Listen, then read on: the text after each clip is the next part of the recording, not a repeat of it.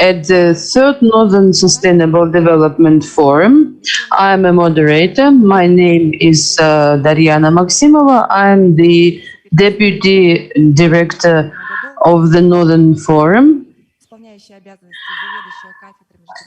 I'm the acting head of chair of international research of Northeastern Federal University and the senior researcher of US and Canada Institute. And our session today was asked to be organized by Mr. Korchunov. To hold this session, because our forum is in the plan of events of the Russian chairmanship in the Arctic Council. We know that our Russian chairmanship began this May, and there are 2 years ahead of us. The priorities of Russia have already been outlined, and we are very eager to develop peaceful cooperation in the Arctic. In this regard, of course, we would like to settle a dialogue with our partners and foreign and international colleagues. That is why I think that the speakers today are just great. And for me, as an Arctic expert, it is an honor to be with such people who are online with us today.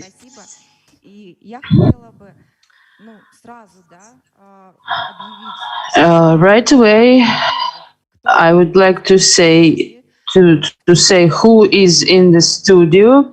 We work in the evening in Yakutsk. It's 10 p.m. It's closer to the night. This is our final event for today, and this is the third day of the forum. Tomorrow is the final day of our forum, and you will be able to listen to us on our YouTube channel, because all these YouTube recordings will be available. We have a simultaneous translation. You can switch it from Russian into English.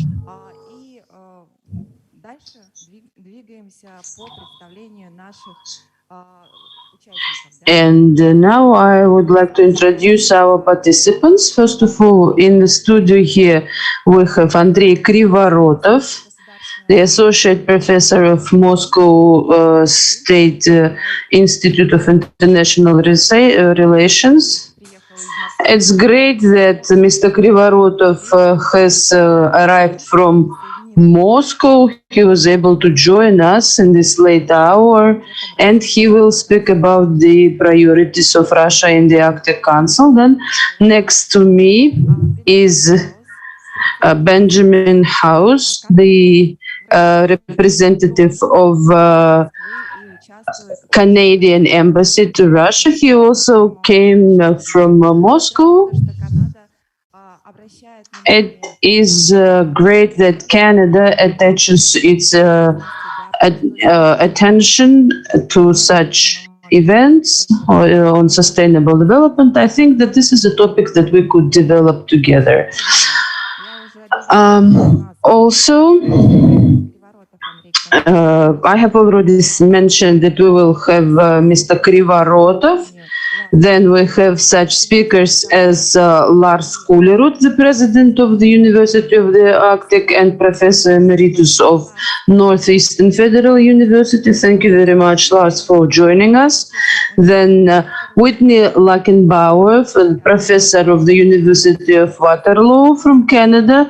I can see you. Thank you very much. Then Natalia Vyakireva, the candidate of political science, who is a program manager of the Russian Council on International Affairs, and she's a coordinator on the Arctic initiatives. Rob Hubert from the University of Calgary, Canada.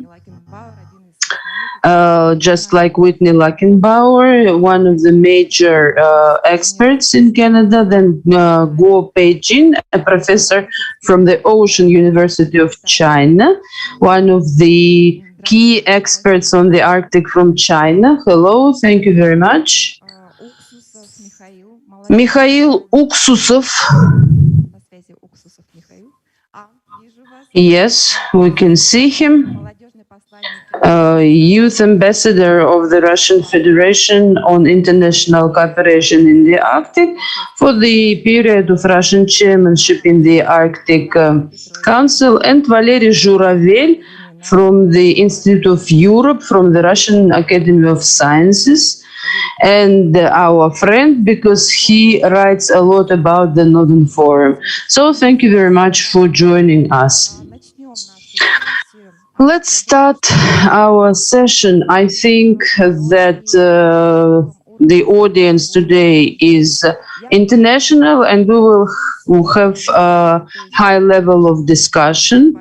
It's not that we will give some presentations, but let's just express our opinions on our Russian chairmanship in the Arctic Council, about how we will cooperate. This is very important because we will have to work together for 2 years. And I think that the results will be very interesting if we all come together in our peaceful cooperation in the Arctic.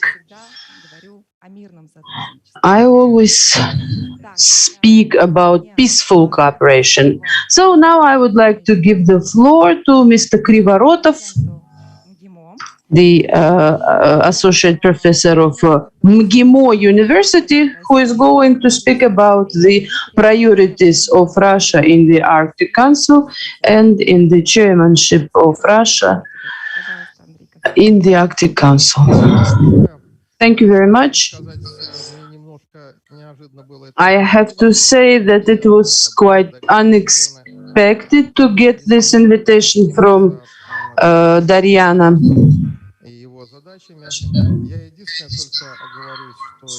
I just have to say that I haven't had any sleep for the last 33 hours, so maybe I will leave a little bit earlier.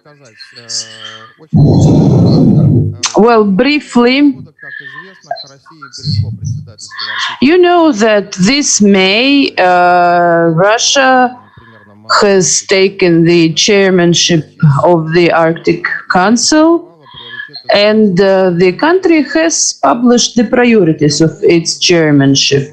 And I have to say that this is a very serious issue for our country. These priorities have been elaborated and discussed for a long time and very carefully, and I discussed it myself with my old friend Mr. Korchunov, our senior Arctic official, and he said that it was quite difficult to formulate them, because for such countries like previous chairs, Finland and Iceland, the priorities were quite clear and understandable, because their Arctic agenda is not that wide. Whereas for Russia, it is absolutely wide, because we are the largest Arctic country, and we are the country that researches the Arctic in the most comprehensive way. And it is very challenging to put it into some keywords. And I was honored to be consulted by Mr. Korchunov. But I think that there are 3 major domains. The first one being not very usual for Russia, but a very important theme of climate change and prevention of disasters. Then the second one is economic cooperation and development of infrastructure of sustainable shipping and Arctic tourism. So this is like an economic block. And then the third domain is humanitarian and international cooperation, cultural agenda, international Arctic cooperation, and scientific cooperation. So all these three domains, nature conservation, economic, and international cooperation, they all are based on the main issue, the issue of human development. And the agenda of our chairmanship declares that the main goal of our chairmanship is the improvement of well-being of all northern residents. I think that this is quite a clear statement that describes multifold interests of Russia in the Arctic. I would just make a few comments that would allow our Western and Eastern non-Russian participants to get into this context of these priorities. First of all, I have to say that Russia has clearly stated about the significance of climatic agenda, because traditionally in our country it has not been as obvious as in Scandinavia or Canada for certain reasons. In particular, because of the Russian downturn, economic downturn in the 1990s,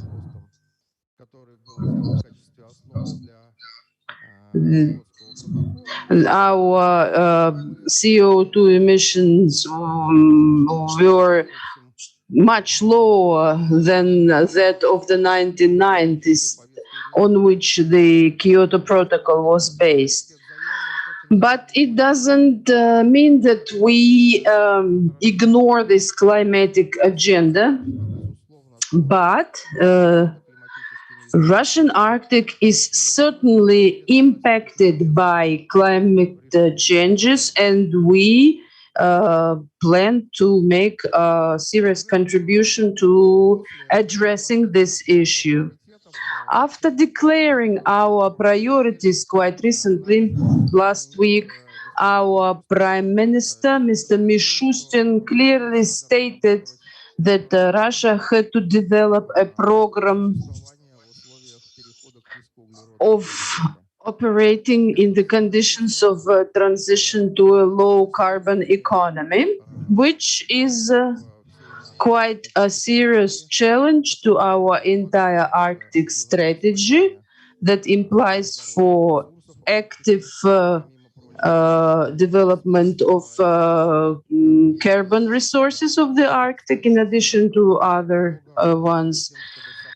And here, Russia, like Norway, has to somehow combine the priorities of ecology and economy.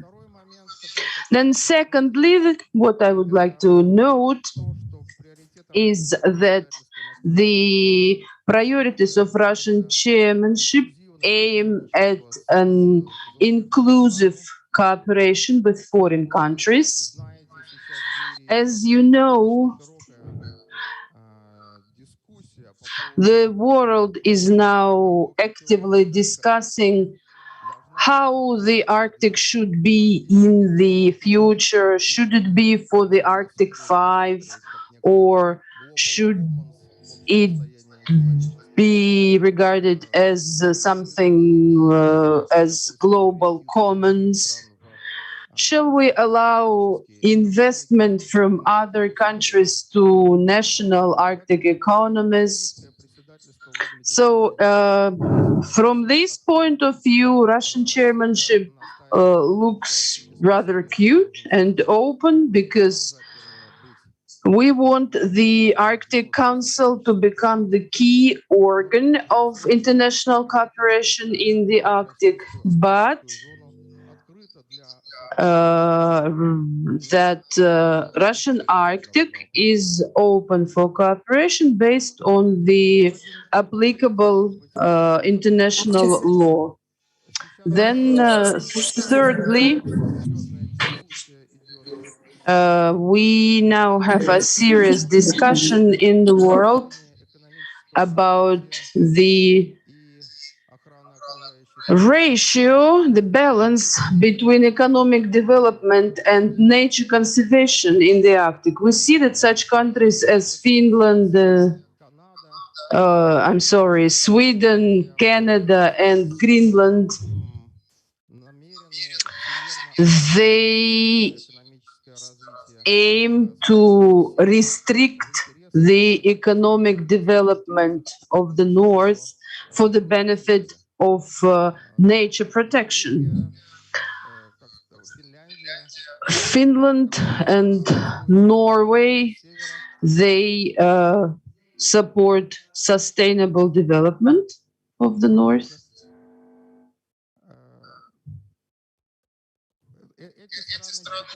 And these countries believe that there is an opportunity for humans to be present in the North and to develop the economy in the North within these strict environmental restrictions.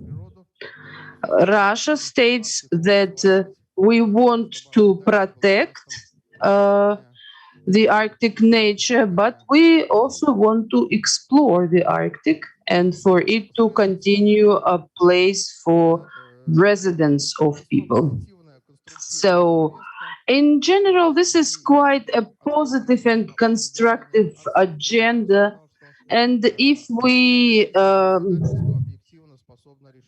don't make any assessments, then we are capable of addressing three major tasks. It can be a good model of inclusive economic cooperation and development in the Arctic. For the Arctic Council, our chairmanship can be helpful in terms of revitalizing and boosting the authority of this organization, because we saw that Finnish chairmanship didn't approve any final communique, and during the Icelandic chairmanship there were a lot of online events because of the pandemic, which of course impacted the activities of the Arctic Council. So I believe that good chairmanship of the Russian Federation could work for the benefit of the Arctic Council and to somehow revitalize it. And of course, this chairmanship is important for the Russian Federation as the largest Arctic country with the largest human potential in the Arctic that it wants to develop. So, thank you very much. If you have any questions, then I would be glad to answer them. Yes, maybe we could ask some questions right after the discussions. Maybe you could ask questions to Mr. Krivorotov if you have any. No questions? So then let's continue. The next speaker is Lars Coolerood, president of the University of the Arctic. Dear friends, happy evening in Irkutsk. Must be a long day for you over there. I'm lucky being in Norway, so I have a different time zone. It's a great honor to address this forum. I'm an honor of working with the Northern Forum, which is a very good partner to the University of the Arctic. And of course, it is also important for us to show the world that the University of the Arctic is actually a baby of the Arctic Council. UArctic were created by the Arctic Council in the Iqaluit Declaration 1998, so way back in history. And we have ever since been a happy child of the Arctic Council, now starting to grow up a little, just past 20 years since we were launched as an independent organization, but still together with the Arctic Economic Council being the two bodies created by the Arctic Council which live independent life. The University of the Arctic is an association, technically. What we really are is a network of universities. There are 226 universities and institutions in the University of the Arctic. Together we engage some almost 1,000 researchers in our thematic network and UArctic institutes doing education and research or other activities together across borders in the circumpolar north. Those researchers are in a way the backbone of UArctic, and we have a little more than 60 such networks and institutes in UArctic. In total, the membership of UArctic, because we have the 226 members, most of them are in Russia. A lot of them are in the Nordic countries and in North America. But we also have members outside the Arctic, in Europe and Asia, including like the Ocean University in China. So we have members all over the rest of the world. Any institution interested in Arctic issues are welcome to join this organization. We do have student mobility activities, and we do have research activities jointly in this collaboration. What is an fantastic thing about the Russian Chairmanship program is that the Russian Chairmanship say they want to strengthen the collaboration with the University of the Arctic. So says the Arctic Council. And we will try to make that into very concrete. The 60 plus thematic networks of the Arctic, we have now mapped them to the strategic goals of the Arctic Council. You have 7 goals of the Arctic Council, and we have networks that match all of them all the way through. So we have a very strong linkage and possibility to work closer with the Arctic Council. We would like to see that the mobility program of the Arctic, the funding we have to move students and faculty from one place in the Arctic to another, gets strengthened and become more integrated with the work of the Arctic Council and its working groups. We believe that bringing knowledge people around in the Arctic is a very concrete way to strengthen cooperation. Northern Forum, representing all the regional governments of the Arctic, is welcome to be part of also this strategy, focusing on youth and knowledge building. Why should we then focus on knowledge building? Why should we invest in the universities in the Arctic, in the Siberia, in the northern Russia, or in the northern Scandinavia, or in northern North America? And why should we bring along non-Arctic universities in this collaboration?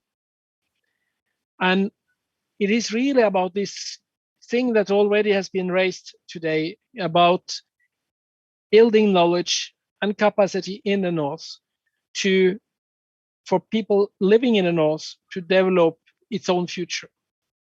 If the Arctic shall have a future, it means the peoples of the Arctic need to be able to master this land, to be able to exploit or utilize and harvest resources, but also to protect the land and take care of it for generations to come. If we ruin the Arctic, we do not only ruin the land of the peoples of the Arctic, we ruin something which is vitally important to the rest of the world. But the power to make that choice need to reside with the peoples of the Arctic. It cannot be so that somebody way outside the Arctic decide over the destiny of the Arctic. And to make sure that that happens in a good way can only be through building knowledge in the Arctic, about the Arctic. In the Arctic, we have chosen in our next strategy for the next 10 years to focus on some major impacts we would like to have. One is to bring northern voices and knowledge to the global stage, increasing the understanding and respect towards the region. It's important to let the rest of the world understand that the Arctic is actually able to choose its own way forward.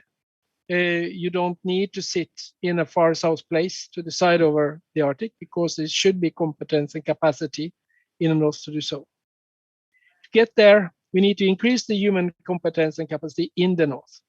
The way to make that happen is, of course, through education, training, sharing of knowledge, and collaboration. Arctic Council is the major player to make this happen, to ensure coordination and cooperation.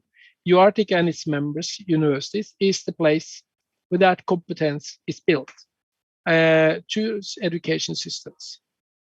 To improve lives and improve life in communities for all Northerners. There's a lot of challenges in the Arctic when it comes to energy, when it comes to transportation, when it comes to healthy stewardship of resources. Again, education and training, not in a way that peoples of the North shall be told by the South how to do it, but have the possibility to build that knowledge in and for the North is a very important thing. And you have very strong institutions throughout the Arctic.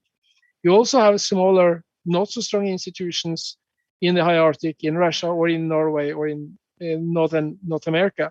We need to strengthen those institutions so they actually can do this well. And finally, and absolutely most important, to create a healthy environment that serves the North and the rest of the world over generations. None are served in the world if the North and the Arctic is ruined from the environment there is ruined, because then people cannot live there, then it cannot provide the services to the rest of the world the way it should do. So we look forward to work with the Russian Arctic Council Chairmanship in building a strong, resilient Arctic for the best of the peoples as well as the world. Thank you.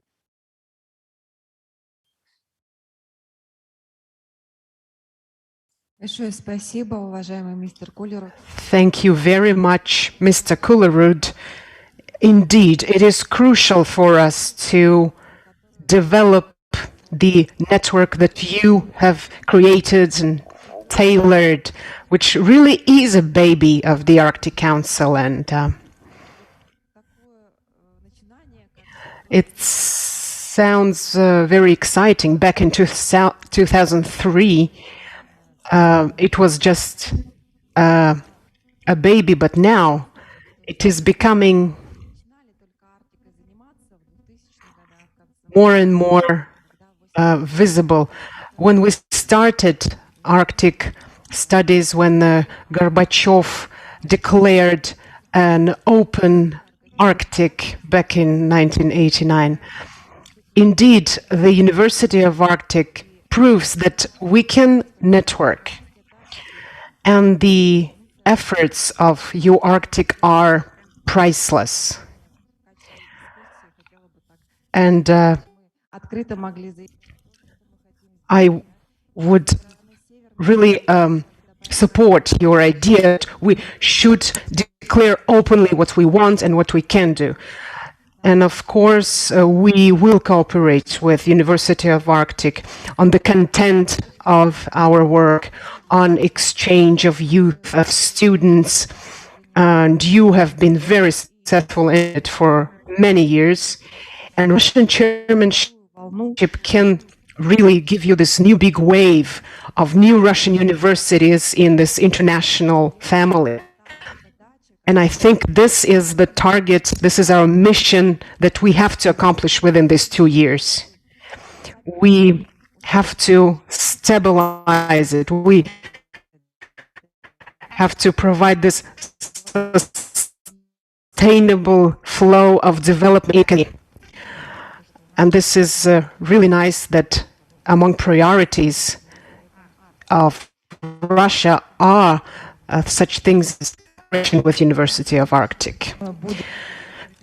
And in open discussion, we'll discuss it further, but we'll go on with our program. And our next speaker, contributor to discussion, is Whitney Lackenbauer, professor of Waterloo University, Canada. Please. Great. Well, thank you very much. And good evening to everyone, and good morning to my colleagues in North America. Really, I'm very honored to be part of this panel and really appreciate both the invitation to be here, but also the opening comments that have been made, and really appreciate the effort and focus on enhancing peaceful cooperation. Because I think this is the hallmark of the Arctic Council and has been the hallmark of the Arctic Council since its founding. And it's important, I think, today more than ever to maintain a focus on why the Arctic Council has been structured the way that it has, and to applaud the Russian Federation in its chairmanship priorities of not indicating any plans to change that, but instead to strengthen it. So thank you, Mr. Krivorotov, for your overview. And I think the Russian Council chairmanship is a wonderful opportunity to showcase to the other Arctic states, and indeed the observers and other international interested parties, what is going on within Russia. You've developed a very mature Arctic strategy over the last 18 months with clear implementation plans that I think have inspired a lot of thinking in other Arctic countries as well. It's very transparent, it's very ambitious, but it also inspires, I think, a lot of conversation around how Russia's domestic priorities also may inspire international action in keeping with not only the spirit of the Arctic Council, but also the Arctic Economic Council and many of those other governance bodies that we all rely upon to find areas of common ground. And I think for countries even like Canada, of course, where I reside, we do try to strike that balance between economic development and environmental stewardship or environmental protection. But as Mr. Krivorotov said, it's an enduring challenge. And I think the more that we use bodies like the Arctic Council to share best practices with one another and to have very open discussions about what that balance should look like, will be very positive. And certainly in Canada, myself and my colleagues welcomed the comments by the Russian Prime Minister in the last week, showing that same spirit of trying to figure out how we will bridge a transition to a low carbon economy, given that so much of the economic activity in the circumpolar Arctic is tied to extractive industries, and that this is not a transition that can happen overnight, but is one that we're interested in pursuing long term. I also very much appreciate the spirit of Russia's approach to what Mr. Krivorotov said was an open Arctic Council.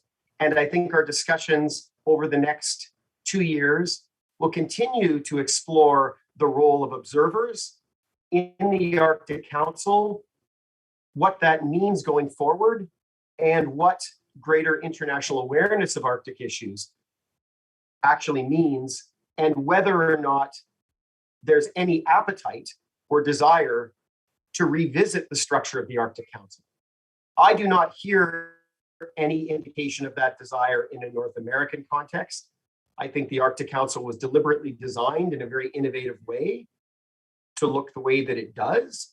But certainly we see recent articles like one that has just come out in the last few days by Alexander Vlegjanin, Oren Young, and Paul Berkman, which calls for a revisiting of the Arctic Council, which is not surprising, given Oren Young's early vision for what he thought the Arctic Council should look like. But I think that's going to be a topic of ongoing discussion, and certainly one that Russia will, like its previous predecessors in the chair, have to grapple with. The other, and speaking to that article, is also some pressure in some circles in light of international strategic competition, not in the Arctic particularly, but elsewhere, to question whether or not the Arctic Council's mandate is broad enough to deal with the big issues that are out there.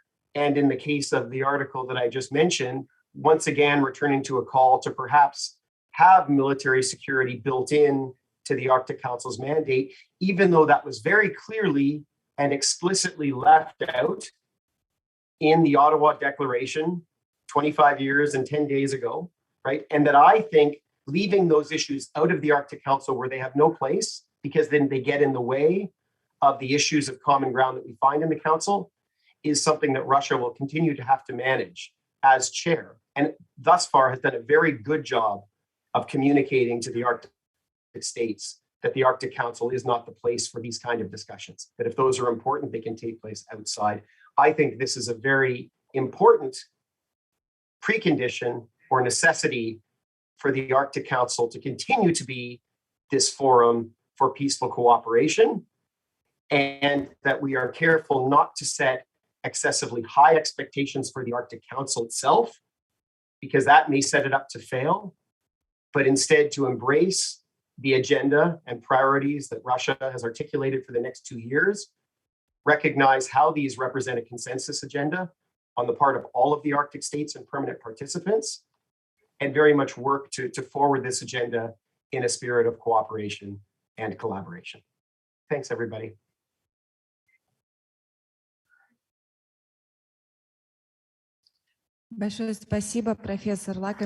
Thank you very much, Professor Lackenbauer. It's very nice to hear such words from you, that you are following Russian politics, and you are the expert that daily looks through everything that is happening in the Arctic. Myself, when I saw you once for real in Canada, I was quite young back then.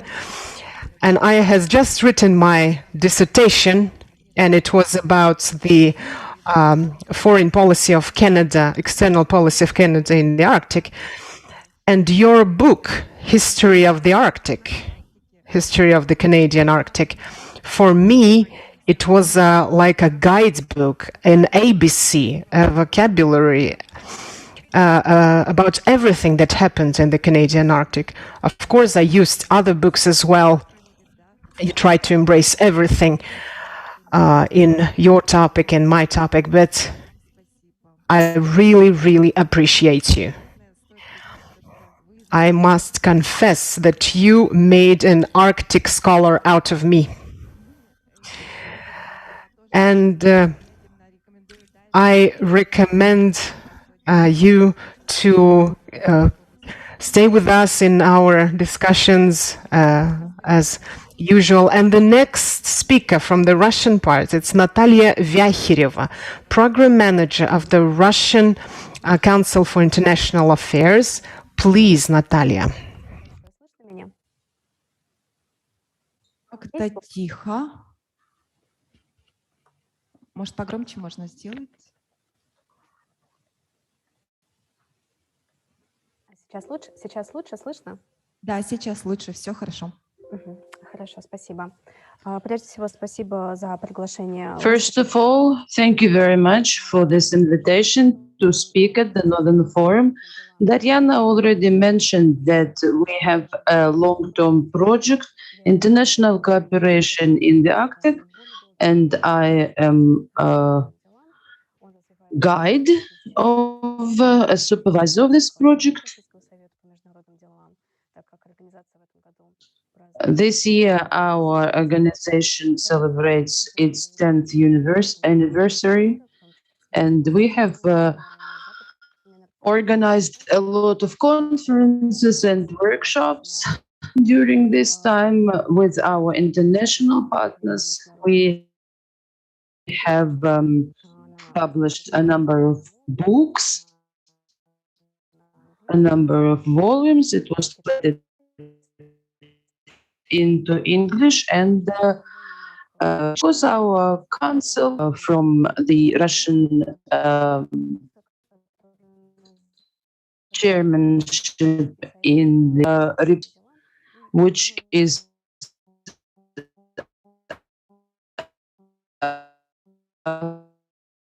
available on our website, and it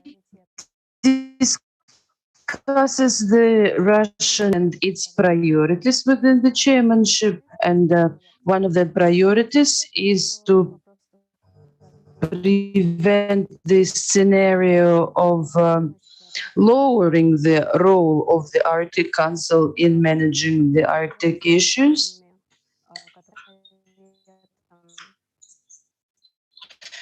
And we also suggest to organize the international conference on the Arctic security. Why this report is very relevant now? Of course, now Arctic is now changing from the political point of view. It is within the global context and within the many changes that are related to climate change. And it is also important that the interaction between the Arctic, between Russia and Western countries. And it is acknowledged that the Arctic is the region where the cooperation still continues and where the cooperation has not suffered from this crisis. And still, the Arctic Council is still the most authoritative tool for the development of international cooperation. And Diana mentioned that Russia sees Arctic as a territory of dialogue.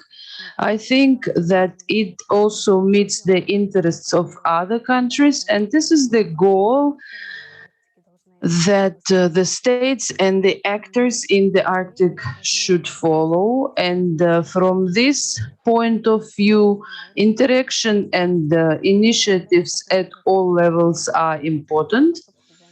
And it should include such tasks as to learn the positive cases of interaction in the Arctic and to translate it,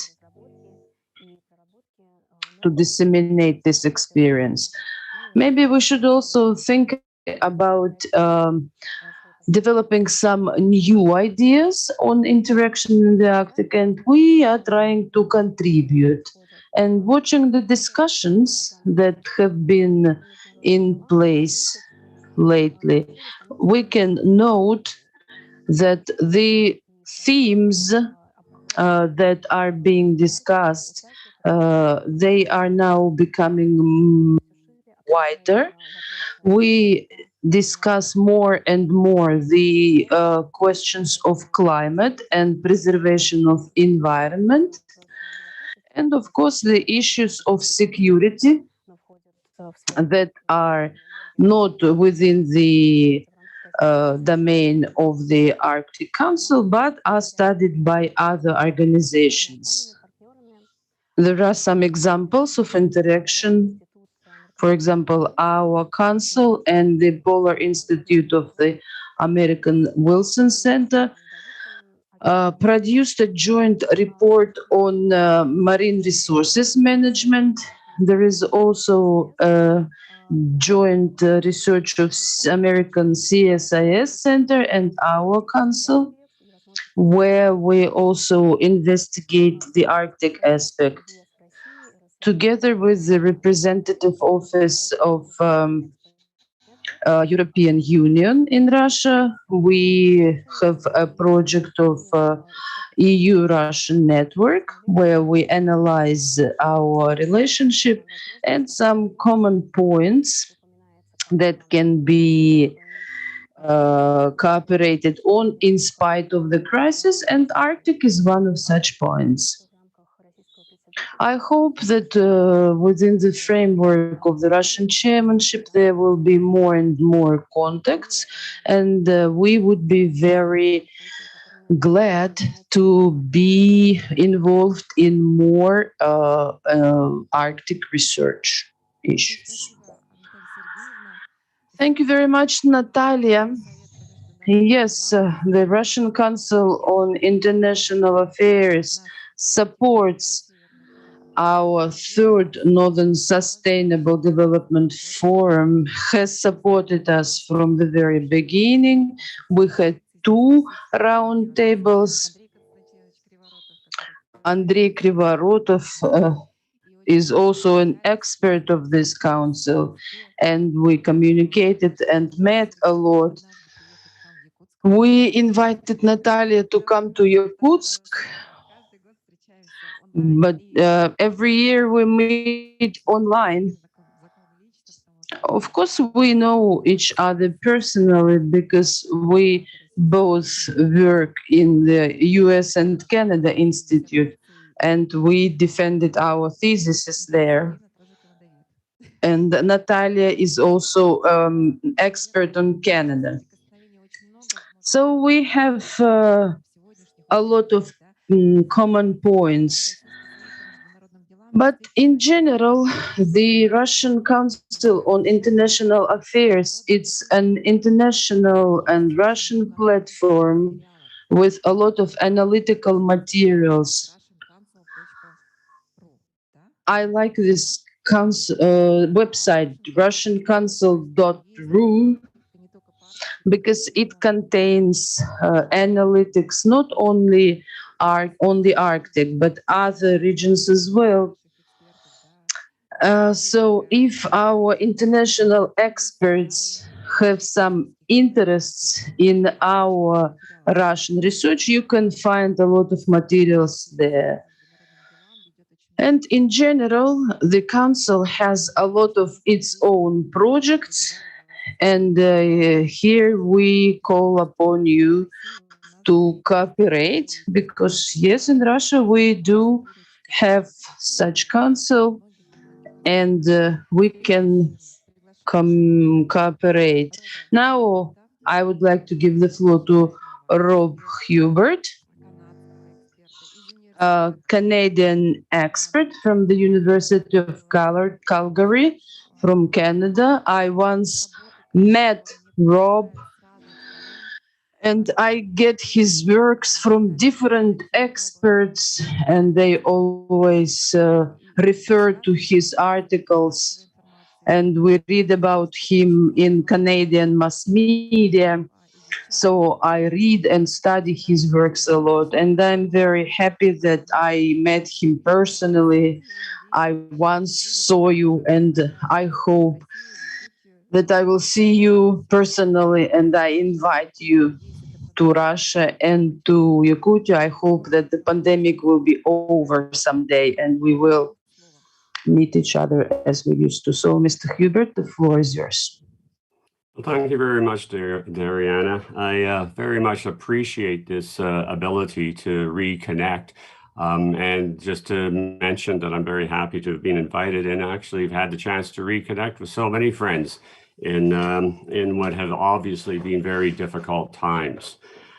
When we talk about the Arctic Council, and we specifically bear down on the Russian chairmanship, I think there are 2 key issues, of course, that we have to understand and appreciate in our overall understanding of exactly how the Arctic Council is continuing to play such a critical role in the Arctic.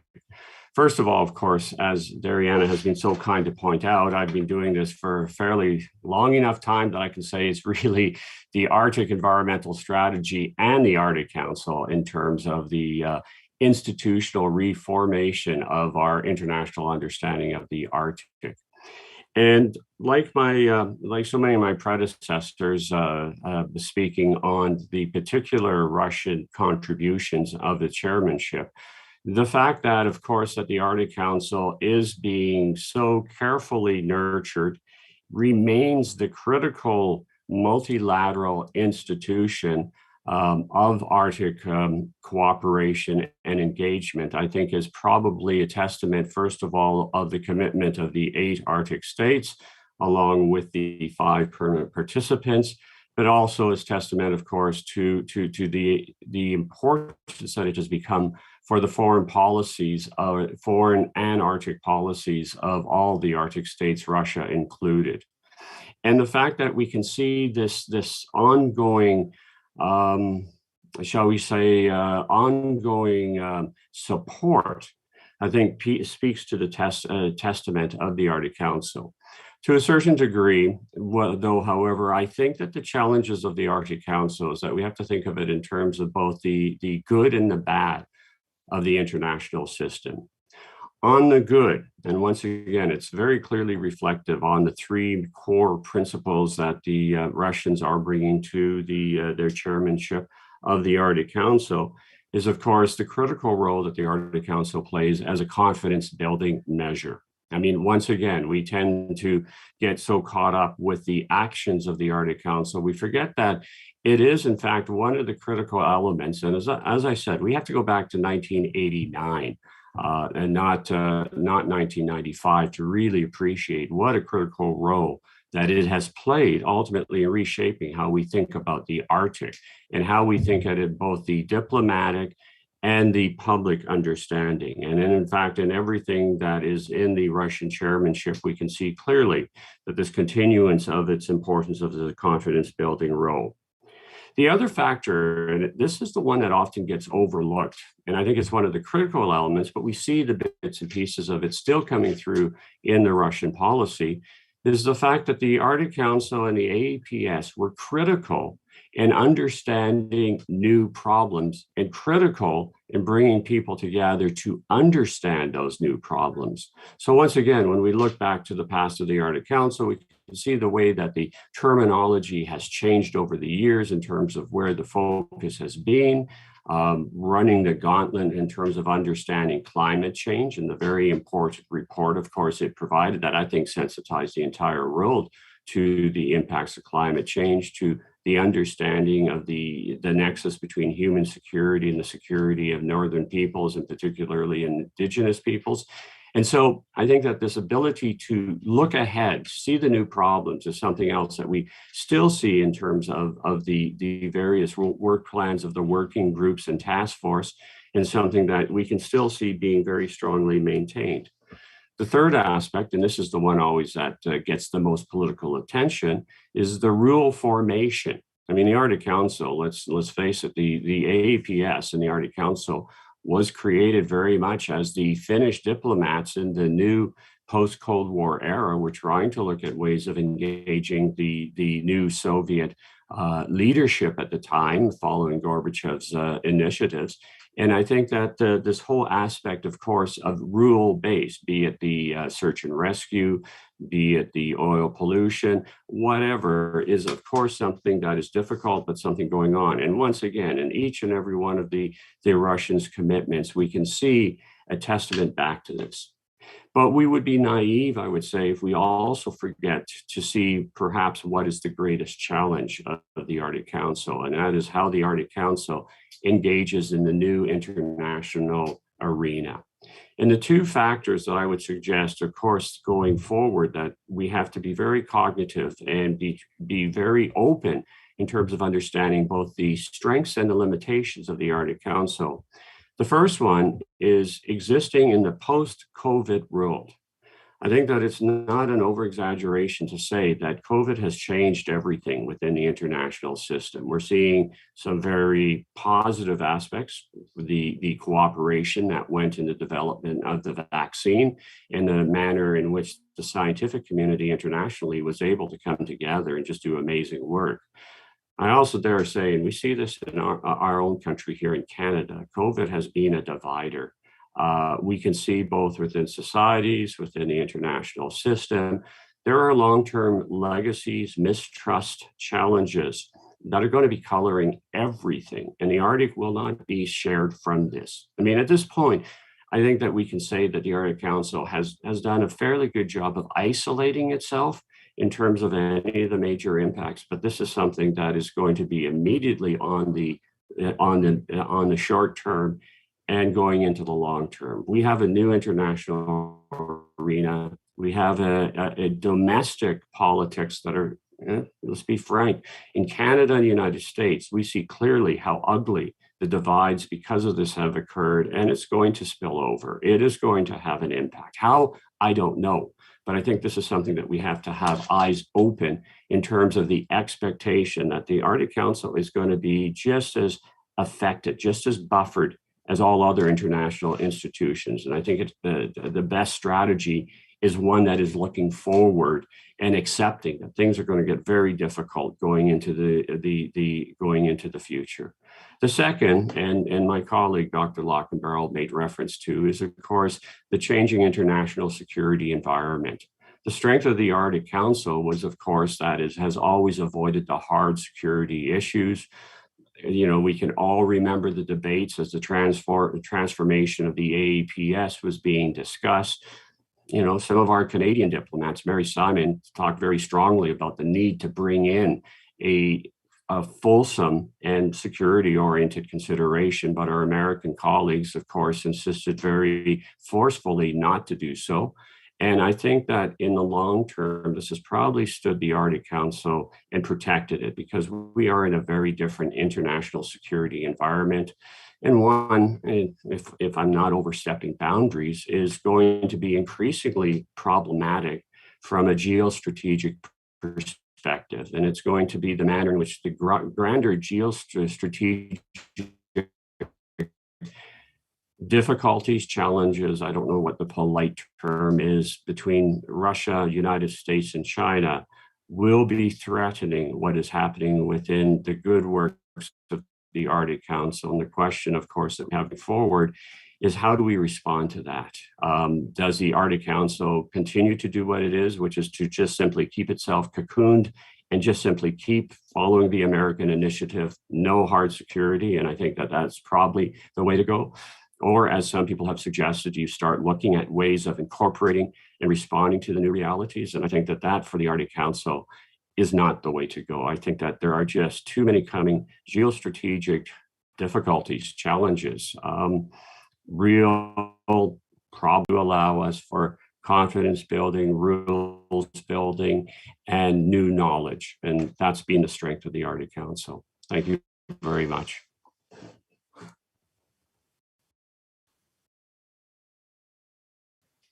Большое спасибо, профессор Хьюберт. Очень важные слова сейчас прозвучали, что уже Thank you very much, Professor Hubert. для меня кажется даже интересная мысль. It is very interesting for me that there is everything in the Arctic to make everything even better. And I think that we expect a lot from the Russian chairmanship in the Arctic Council. As Rob said, in 1989, the Russian Arctic opened, well, Soviet and then the Russian Arctic. And the commitments that were made, they and we can see this peaceful cooperation problems that we are discussing. And at this problem, because our main theme is climate change and the response of permafrost. And this topic is so actual that we don't even know from what point of view to discuss it, because this climatology is now becoming geostrategical. And I'm very glad today we can hear each other. And it is very important to me, as for a person who studies it, that we can somehow forecast what might happen. And it can only happen when we share opinions on specific plans of development. And here, yes, we want to know all Russian priorities. So the next speaker is the professor of Go Beijing. from the Ocean University of China. I also know this person. I went to China in 2018. And at that time, we didn't think about the pandemic, and Go-18 raises a lot of interesting themes in his presentations. I always think that he is a person who can speak about everything in terms of the Arctic Council, or maybe some cross-cutting topics in the Arctic. So, Professor Go, the floor is yours. Thank you, Diana. Thank you for your very nice introduction. And I'm very honored to take part in this very interesting panel.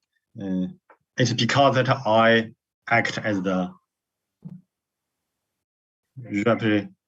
representative of OUC on behalf of our president. So I have to give a lecture from the OUC perspective. Yeah, due to schedule conflict, so and our president cannot take part in this panel discussion in person.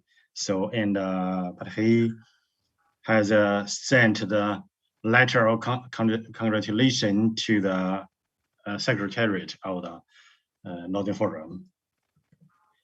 And sorry. Sorry.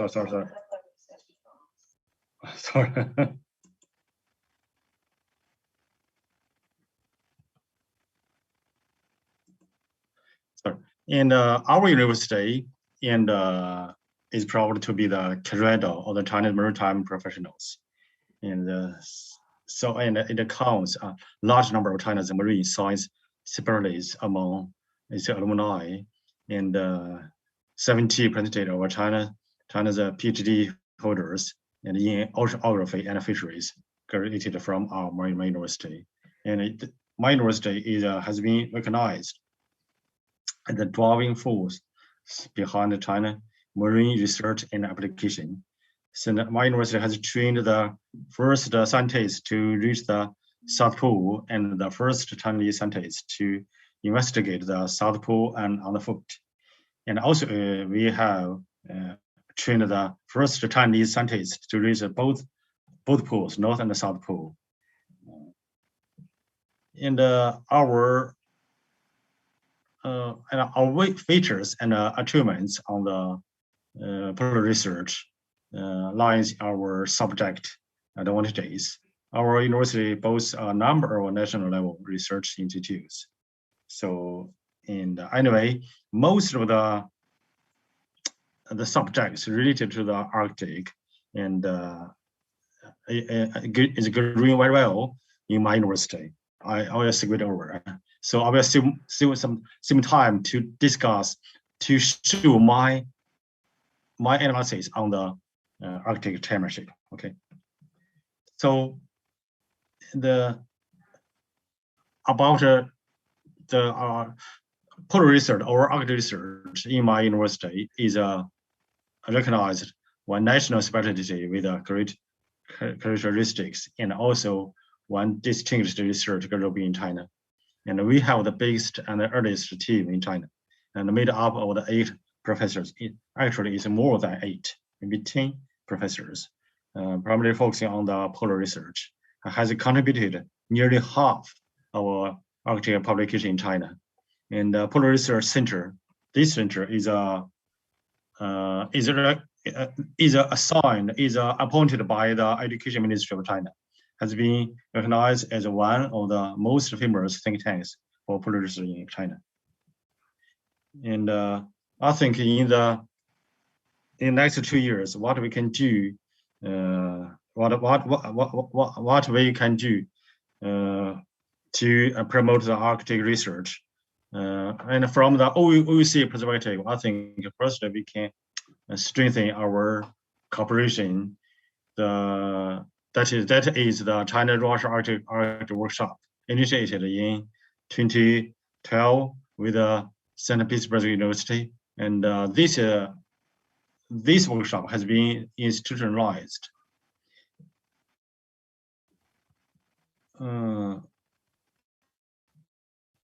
another is maybe we can initiate the cooperation on the finish. Sorry. Oh, another our creative work on the fishery management regime for the Central Arctic Ocean. I witnessed and I took part in for a few times on the international negotiation of the CAO fishery management. So I initiated to establish one platform to coordinate between the stakeholders related to the CAO fishery management. So in the next 2 years, what we can do for the cooperation, I think the first is surely I show my point from the OUC perspective. And OUC has much advantages on the marine science research. We hope the OUC can be involved in some research project initiated by Russia, especially Russia, also by other Arctic states. And also OUC is good at I think is the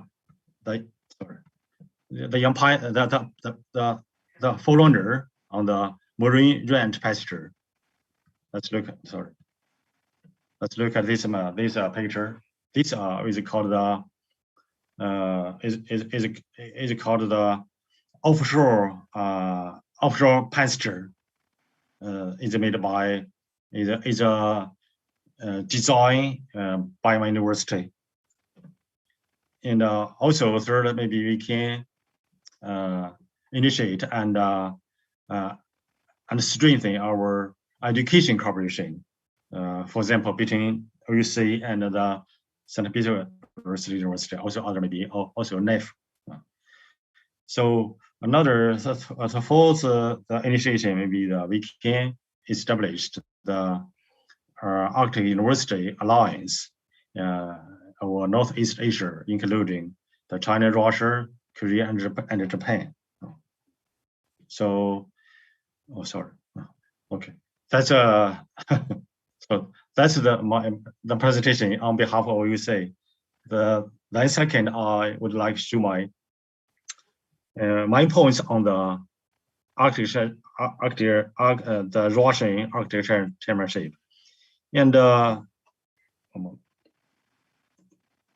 as we know, and from the strategy issued by Russian government in the Arctic development is giving high priority.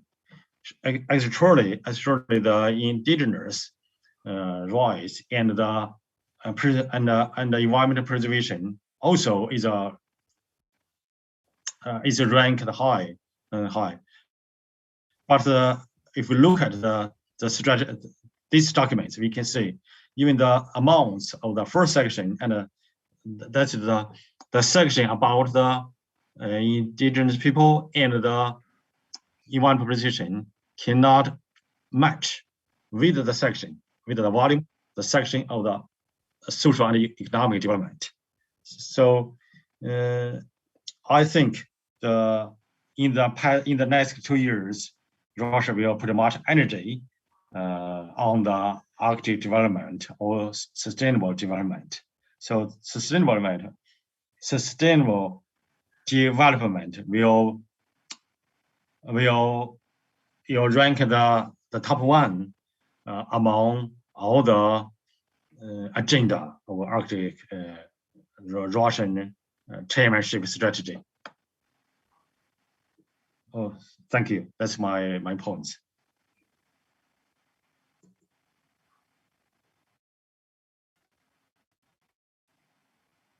Thank you very much, Professor Go.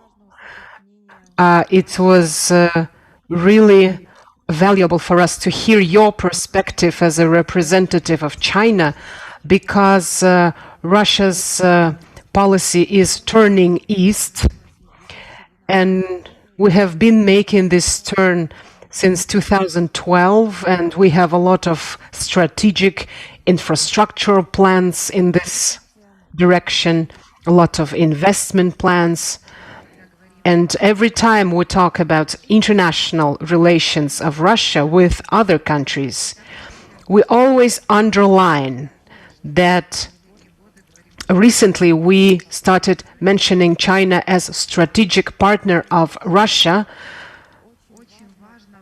It is important to understand how can we also cooperate in the Arctic.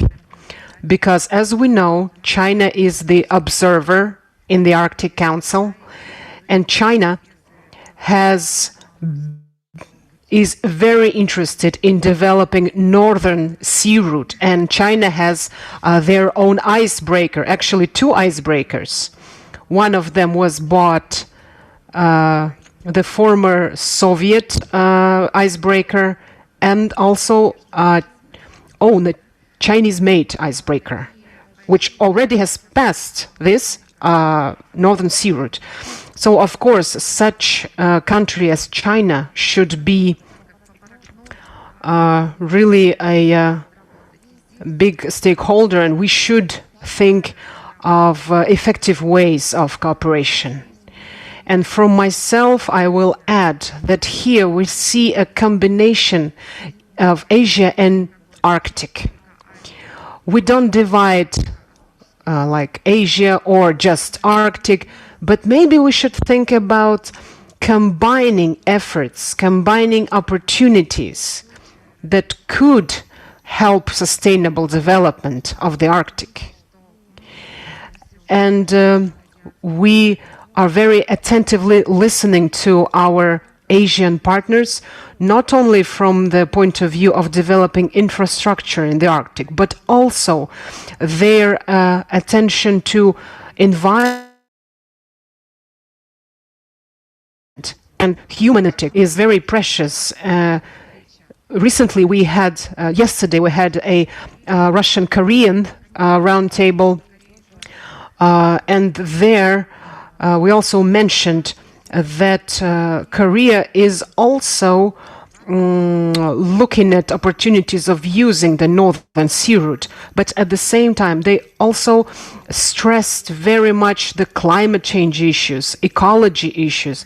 And I know that in China you always pay much attention to these issues as well, and your university is the leading expert in this domain. And as the president of the University of Arctic said, it is important to make this effective networking of between academia so that our countries used the best practices of each other and made some very concrete steps. Thank you. And now we go to the next speaker. It's Mikhail Uxusoff. Hello, can you hear me? It's the Youth Ambassador of Russian Federation for International Cooperation in the Arctic Council for the period of Russia's chairmanship. In fact, I will add that Russia has made an interesting move. It assigns ambassadors or envoys in different domains. It is really awesome.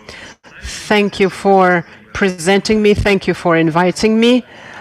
I will try to be very brief, and I will tell you about the youth agenda in the Arctic Council. Youth agenda is relevant not only in terms of sustainable development, but in general international cooperation and Arctic Council. The working group on flora and fauna published a strategy of supporting youth agenda in the north, and I, as an employee of the university, it was a very pleasant for me because it's a very scientifically intensive group, and it started working with youth, and it shows that youth and diplomacy are very important in the Arctic cooperation. And of course, the University of Arctic with Mr. Coolerood play a key role in this. The Sustainable Development Working Group is also promoting youth agenda through different activities, thematic panels. There was Arctic Youth Summit, such large projects. But before today, youth topic in the Arctic was viewed more in the perspective of indigenous peoples. And in the program of Russian chairmanship, youth agenda becomes a separate cluster, a whole different individual section, because young people in the Arctic are not only indigenous, they're all nations and ethnicities. And that shows that chairmanship is really trying to be very embracing and very generalizing. We promote open dialogue, cross-border dialogue, youth entrepreneurship, and there was a discussion within the frameworks of Youth Northern Forum. We had some very interesting discussions and pitch sessions. Of course, these topics are not new.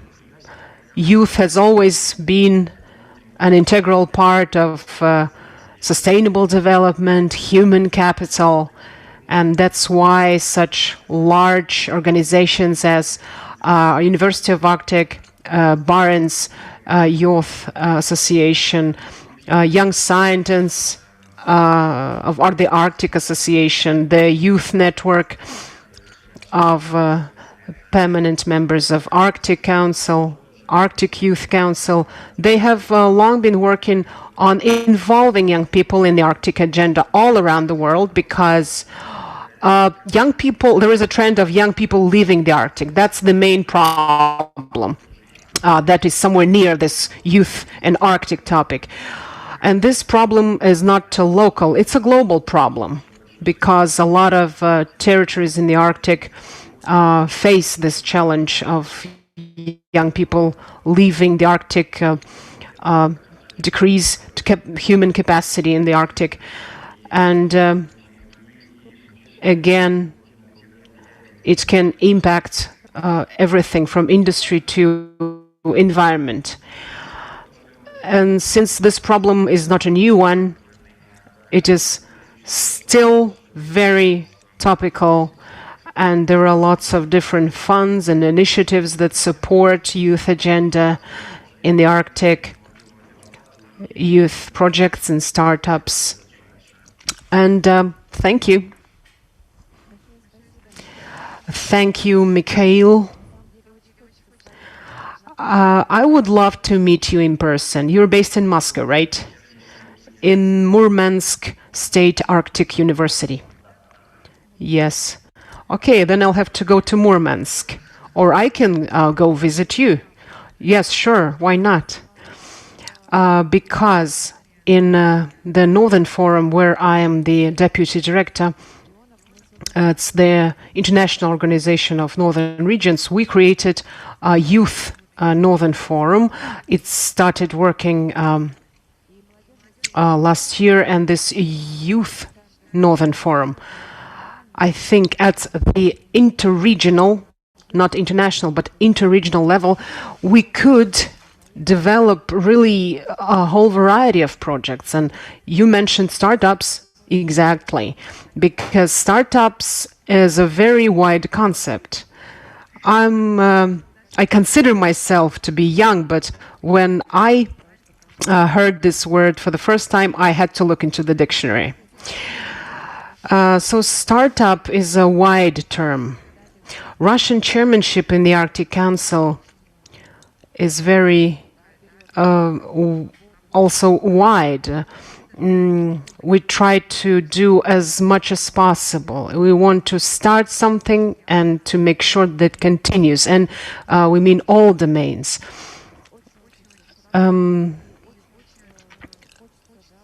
I would,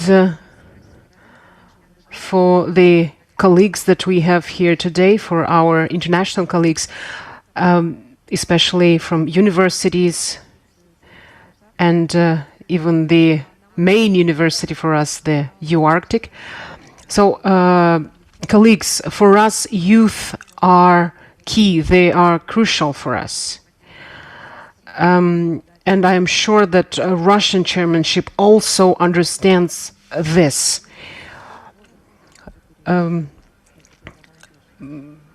By the way, since what age you what age you involve, and until what age? Well, it's typical. 35, you are considered a young professional or a early career professional. And regarding children, there are no limitation. Actually, you cannot be too young to be involved in the Arctic education development. It can start in the kindergarten, so we don't have any lower limits. In our youth forum, we consider people younger than 40 to be youth. Anyway, youth in the Russian chairmanship will be in focus. It's one of the key themes. And I also invite all of the students from all around the world, please join our efforts. And now I will give the floor for a concluding presentation, after which we'll have some time for discussion. The last message from our esteemed colleague Avi Zhuravil, our respected scientist, scholar, who is specializing on Europe, Scandinavia. He's from the Institute of Europe of Russian Academy of Science. Mr. Valery Zhuravil, we would love to hear your European perspective to Russian chairmanship and in general your opinion on what our country is aiming for. Thank you, Dariana. I would like to thank you for the opportunity to attend this session yesterday and today as a participant. I had very good impressions, and the presentations today are very professional and high level of competencies. And what is the most important is that we can hear some very interesting proposals that we have to think about.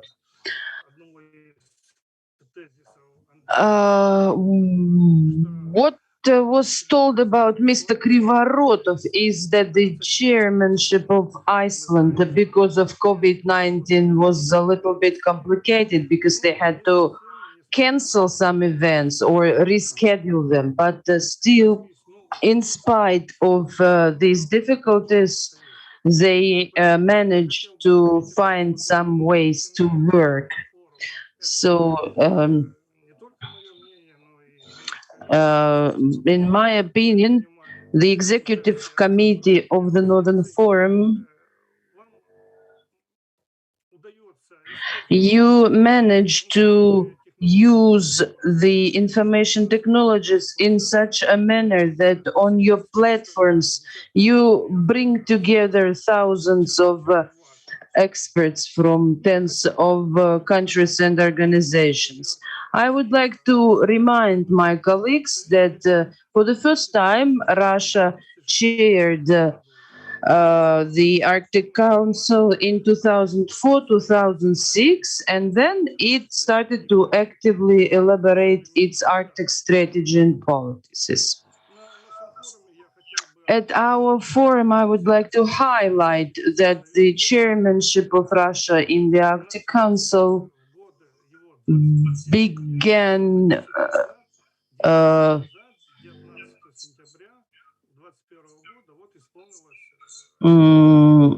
10 days ago.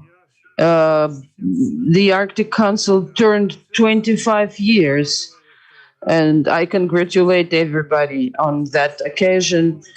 And all of that makes us even more responsible for the results of what we will have reached in 2 years. Dear colleagues,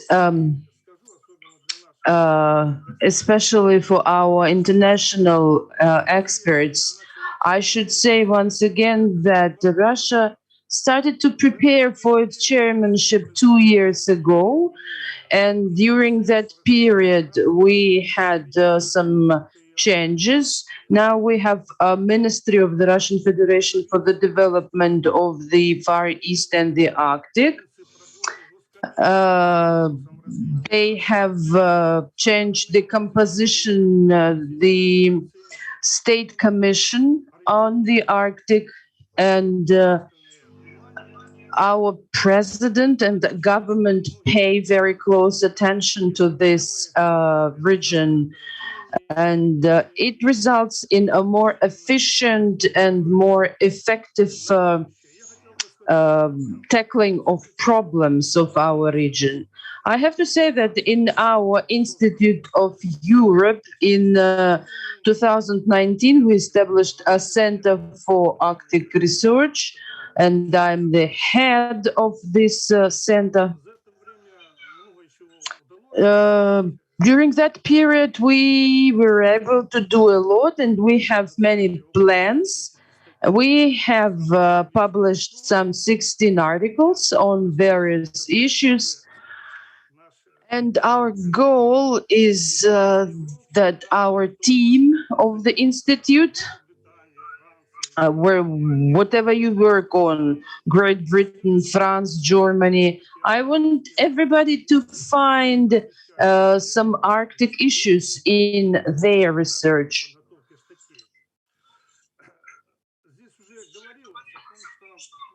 We have already heard that Russia, when it took over the chairmanship, had elaborated a very comprehensive agenda of its chairmanship.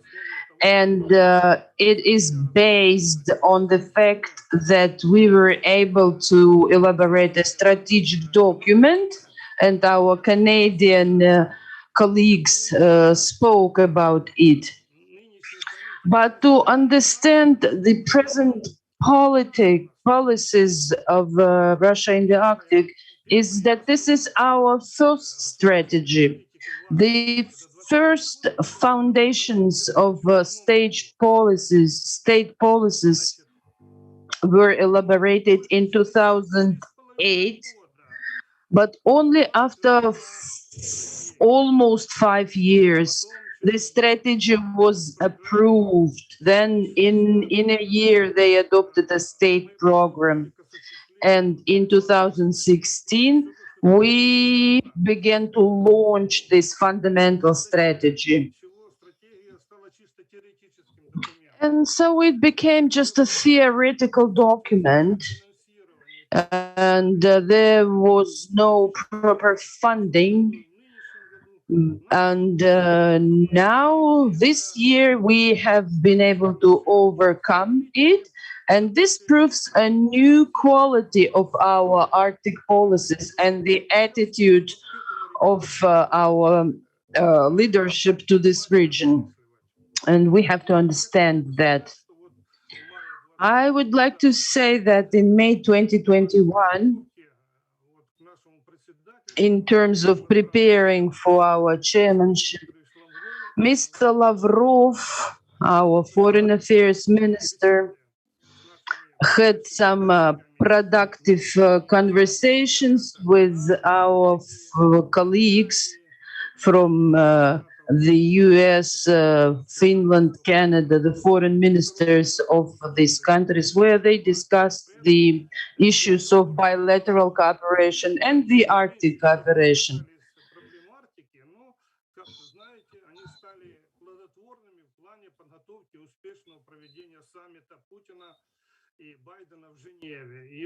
And you know that he had a very productive negotiation about preparing the meeting of Mr. Putin and Mr. Biden. And it was quite unexpected that a lot of attention was focused on the Arctic issues during their press conference. I wanted to draw your attention to the fact to the speech of Minister Lavrov at the ministerial meeting in Reykjavik, where he articulated all our priorities in international cooperation and the major directions of our chairmanship.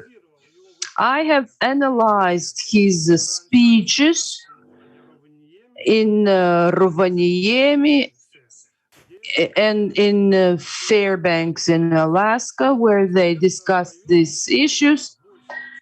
And I found out that in this latest speech, he articulated more problems to work on. So what are we going to continue? Yes, we will continue to preserve the spirit of cooperation. Then secondly, the member states are responsible for the processes occurring in this area. So the Arctic Council is the Arctic 8 experts from Canada and Norway and who are present here. And there are other countries like Finland, Iceland, Denmark, so total 8 countries. They are the main actors. And as long as Iceland has adopted a strategic plan of the Arctic development, there are some discussions about deeper thinking and contemplation of what is the Arctic Council and how it can be reformed. You may remember Professor Vilic Zhanin in the Institute of World Economy. There is Yekaterina Labetskaya, who also works on these issues. And they say that some changes are possible. But what we are talking about is that these 8 countries don't, destroy the Arctic Council themselves.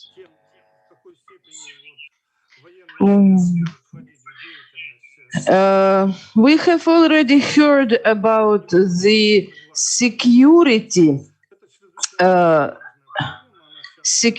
component in the work of the Arctic Council, as long as it's not the part of its agenda. But I would like to say to our Canadian colleagues that in 2014, they lobbied and were supported to stop the consultations of the chiefs of general chiefs of the countries of the Arctic Council. And now we cannot resume these meetings and negotiations, which proves that we don't really understand the processes that are happening in the Arctic Council.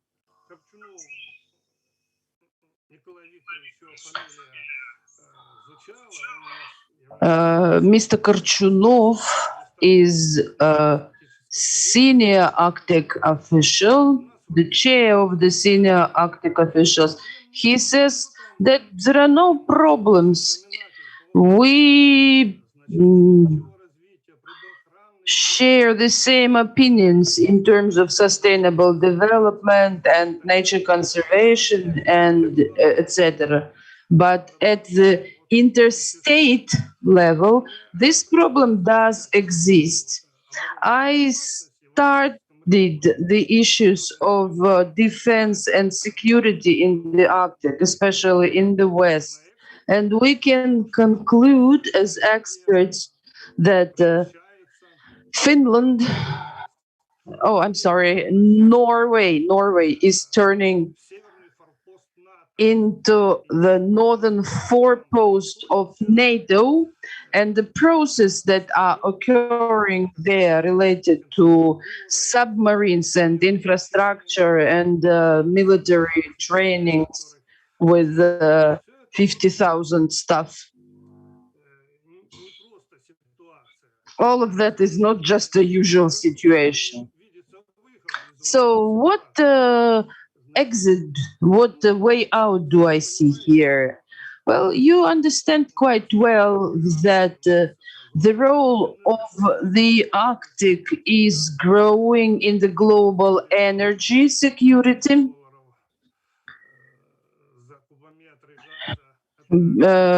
Gas is now becoming more and more expensive in Europe, and we have to implement the polar code.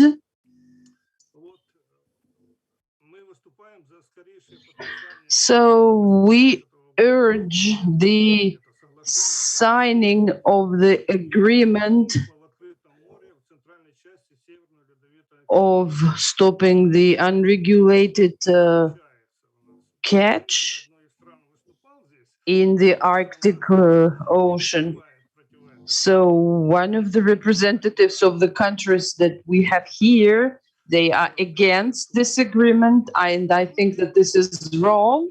We have to preserve the Arctic nature, and we have to broaden the cooperation of the Arctic Council with the Arctic Economic Council. This is a new challenge, but still it requires its solution.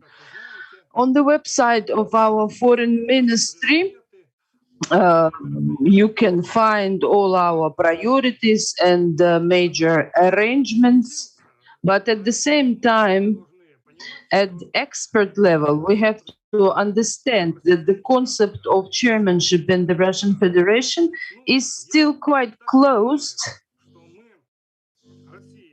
As I understand it, is that Russia will strive to improve the efficiency of the Arctic Council for it not to fall apart and not to transform into some other structure.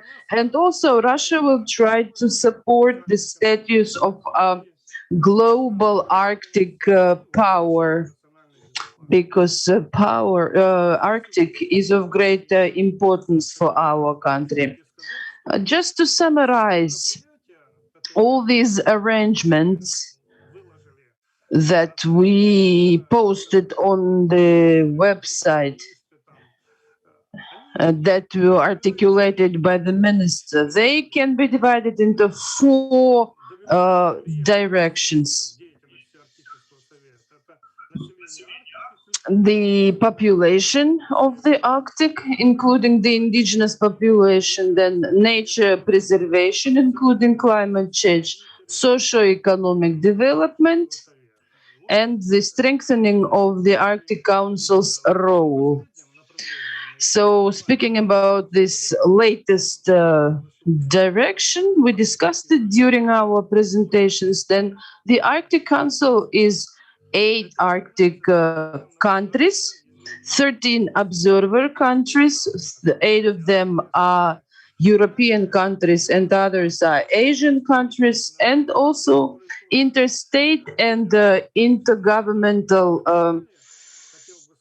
organizations that are also observers. We have analyzed the activity, and unfortunately, we have found out that they have not demonstrated any relevant activity. So we find it important to somehow revitalize the activities at different levels. And here it is also important to set up working and expert groups and the meetings of the Secretariat of the Arctic Council, and also to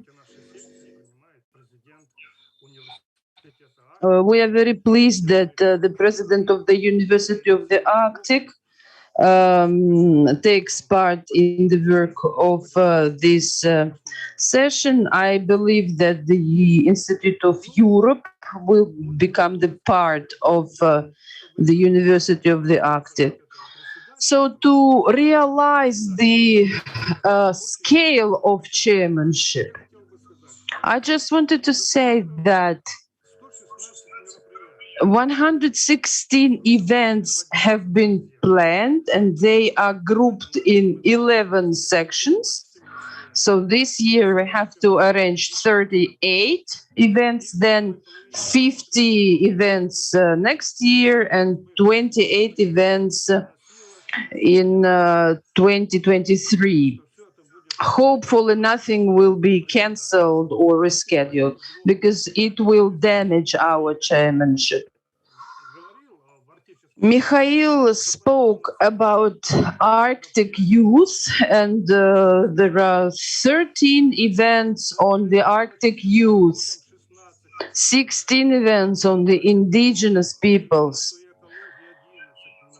11 events on climate and environment.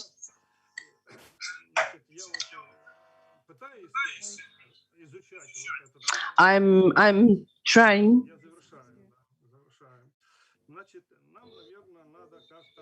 So we should probably somehow have a closer look at what issues they're working on and what conclusions they make.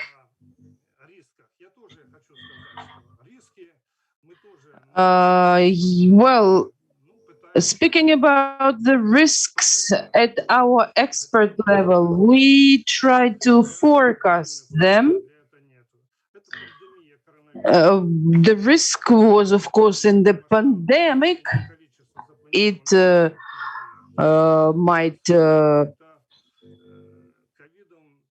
decrease the scale of the number of planned events. У нас время на 2 часа было, и хотим подискутировать еще. Обращение. I'm sorry, Mikhail, but we would like to have some discussion. Innovative proposal of establishing an international research station Snezhinka, Snowflake. What else? Those who professionally study the chairmanship, of course, we should have our own website dedicated to the chairmanship of Russia, because the website of the Arctic Council doesn't fully cover.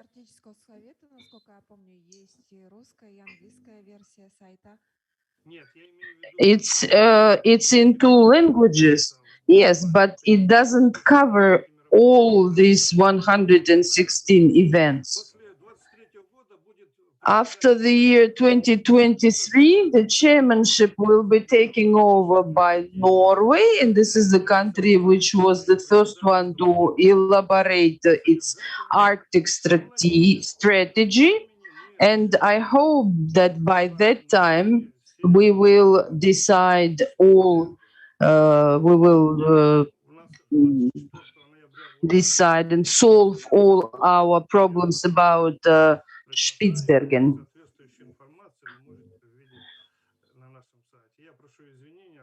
Thank you, and I'm sorry for talking for a little bit too long because I was trying to say something that wasn't mentioned before. Yes, we are quite democratic. Everything is fine. It's just that we had 2 hours of time frame. And we really need to discuss a lot of issues and not just peaceful cooperation without thinking about risks, because there are risks, there are challenges. And we have to discuss how to solve these issues in order to remain sustainable. And now we have a little time for open discussion. We ran out of time. We planned to have a 15 minutes discussion, but maybe it will be shorter, and you can ask questions. And Andrei Krivorotov wants to comment first. I can speak English because I want to discuss it with. But can you allow me speak English? Yes, of course. Yes. We are right now, unfortunately, we're in the Russian stream, in the Russian channel, so not, unfortunately. I've heard the Russian translation of our the ideas of our colleagues, and I would like to answer to Mr. Leckenbauer and Mr. Hubert's questions about safety within Arctic Council. Yes, it is a complex, difficult question, and Russia is not unanimous because we also have very different signals, ideas, even diplomats have different views for obvious reasons. I would just like to mention how the Arctic Council was created in 1996. American President Bill Clinton wanted to create this organization, but he understood if he would bring this idea to Congress, which was controlled by isolationists from Republican parties, he won't get any permission for that. And that's why he agreed to create an organization within the mandate of the American president, which excluded the safety domain out of it. And there is a good example of peaceful cooperation, and there is a risk to ruin it if we make it too political.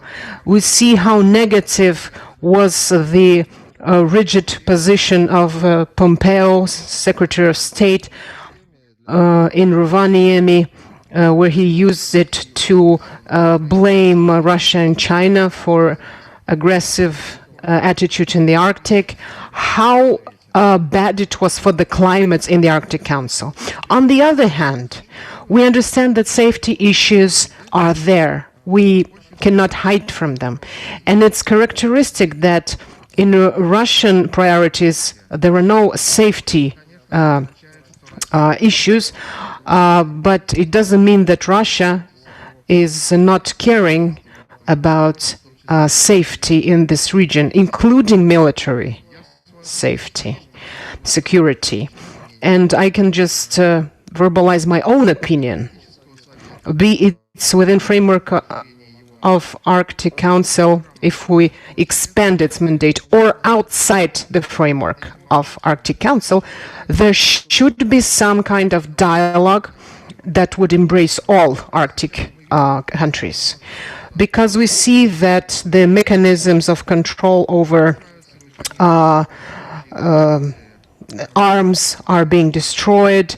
The networks of exchanging military doctrine information are also being destroyed. So in all the Arctic countries, including Russia, we all love to ponder on discussing about let's go back to Arctic, let's build our military capacity.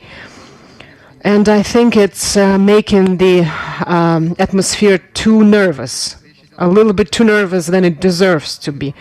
We're not talking about remilitarization of the Arctic, but a limited reconstruction of the balance that we used to have during Cold War. But the wider public doesn't understand it, and it just makes the political background too negative. So we need such a dialogue, maybe outside of the Arctic Council, maybe at the expert level.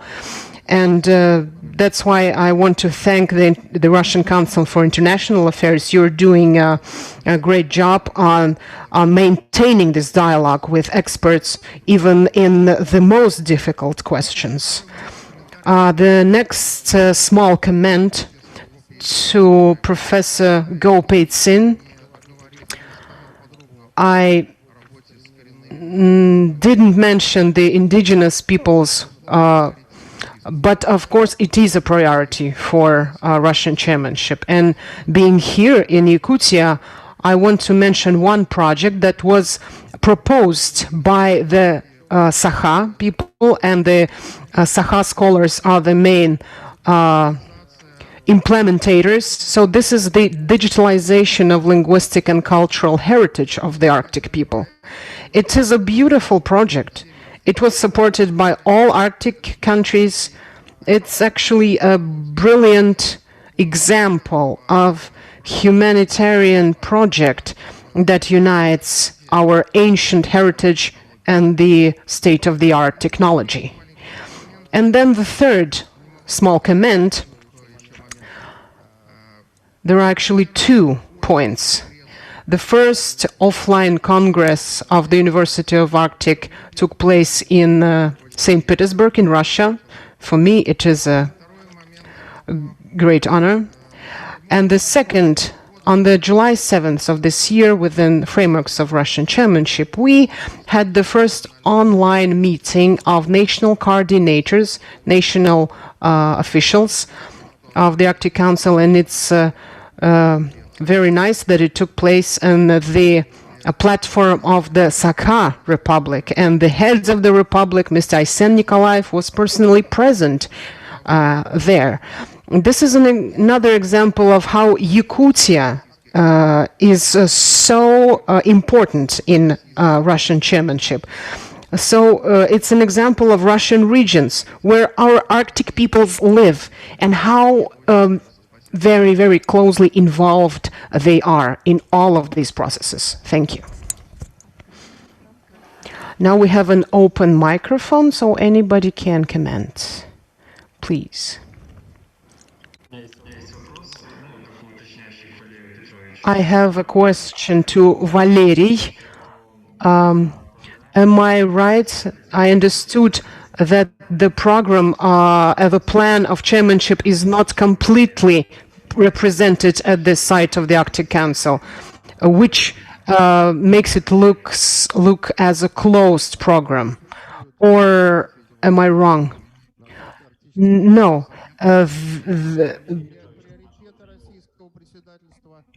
No, the priorities are there. The plan is there with the list of events in Russian and English.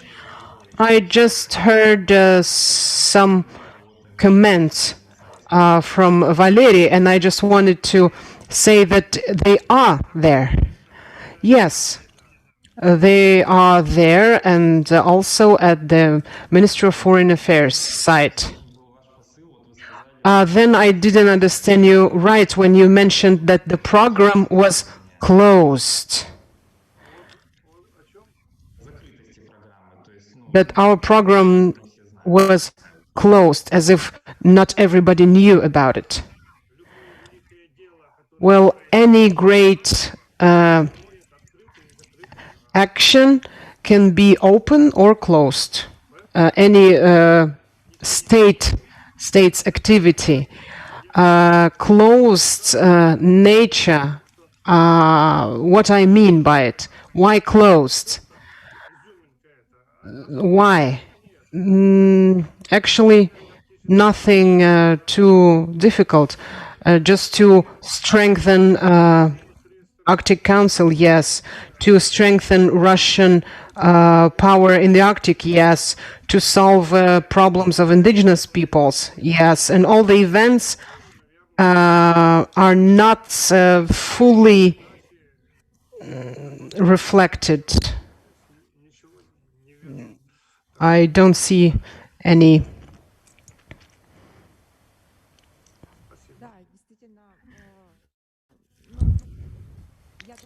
Indeed, I think that we cannot yet discuss what hasn't happened yet. It's just plans.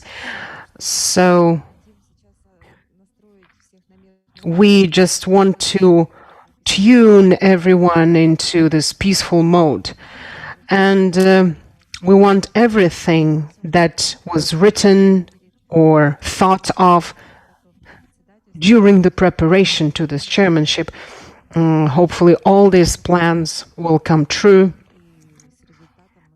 and we'll see some good results in 2023. Yes, another thought. In May 2023, Russia has planned to hold a summit of leaders of states of the Arctic Council. So the 8 should come together somewhere in Moscow or Murmansk or St. Petersburg and discuss the problems that the Arctic is facing. Not at the level of senior officials of the Arctic Council, although those are also important guys, but at the level of the leaders of the states. Finland also had such plans. They didn't succeed. I don't even mention Iceland. So I think we need such a summit. We need to get to an understanding that we need it. Thank you. By the way, the idea has been there for quite a long, maybe for a couple of years, if not 5. Indeed, to hold something like this at this level. The leaders meet bilaterally to discuss Arctic topics, and I also want to commend from the Institute of USA and Canada of the Russian Academy of Sciences, because I also represent it. Our Russian vision on the development of our relations. Yes, everything is difficult. We've talked about pandemic a lot, but there is also a crisis in international relations, especially between the countries that I study, between us and the countries that I study. It's not a secret. But what is interesting, I study Canada, so this is my opinion as a Canadian scholar. I think Canada and Russia are the 2 countries of the Arctic Council that have a lot of similar problems, similar development opportunities, a lot of problems where we have common ground. Not even mentioning the sectoral principle of division and everything. It was discussed. When I started writing my dissertation, and then in 2007, the Arctic topic started to be promoted so much when Russia organized this expedition to the North Pole, and since then We've seen a lot of new Arctic strategies coming. So if we look back into history of the Arctic Council and the countries that are members to the high-ranking members of the Council, although I want to underline that Arctic Council is not an international organization, but we already have a secretariat which has been there since 2013 in Norway. It is important to mention that if we talk about Russia and Canada, the culture, indigenous peoples, environment, sustainable development are the issues and aspects that we can develop. Universities, science, we can work on that too. Everything is on surface when we speak about peaceful cooperation. There was such experience already in 1990s. We've mentioned it several times. In 1989, there was this call for open cooperation in peaceful Arctic. Oh, sorry, it was 1987. In 1989, there was a call from Canada. I'm sorry, it's midnight already here. I mean the Murmansk speech of Gorbachev, then we see Minister of Canada to Leningrad back then. And we need to, and he says we need to create this council. It didn't have a name then, but at least the idea was there to make it interstate level. It's developing gradually, and probably it's a new era, maybe, beginning now. And here I would like to underline our Northern Sustainable Development Forum. Arctic has become an agenda of not only Arctic countries, but other countries of the world as well, due to climate change, first of all, and due to all the opportunities that we have here in the Arctic, transport corridors as well, natural resources. And being here in Yakutsk, we can say that Asia and Asian countries and Arctic countries should be friends. And my personal expert opinion is that Russia and Canada also should be friends. And Canada and Russia can probably set this good trend in the Arctic Council as these two big countries. They could maybe come up with some messages, or maybe act together in some projects in the priority areas. You don't need to announce or declare anything. You can just start working. And a good project, as Canadians say, is the project of bisons.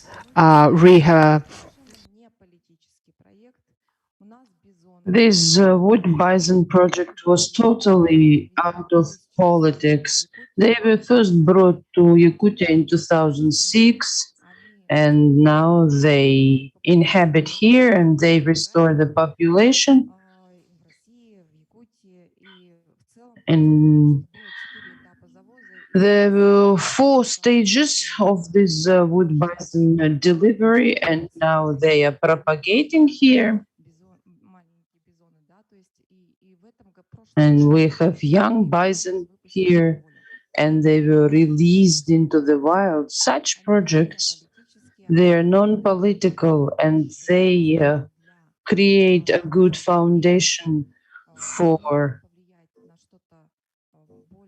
a hope that they could influence and produce something more optimistic, not pessimistic. Of course, there are some problems. They have to be solved, but let's develop project activities. So this is my comment. Thank you very much. If there are any more comments, but as a moderator, I can allow for 1 or more comments. Maybe Professor Gopechin has some comments.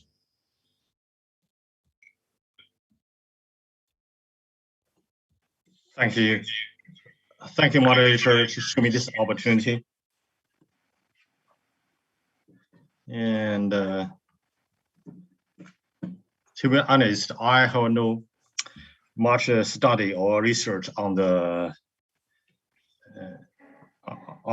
priority, policy priority when Russia chair Arctic Council.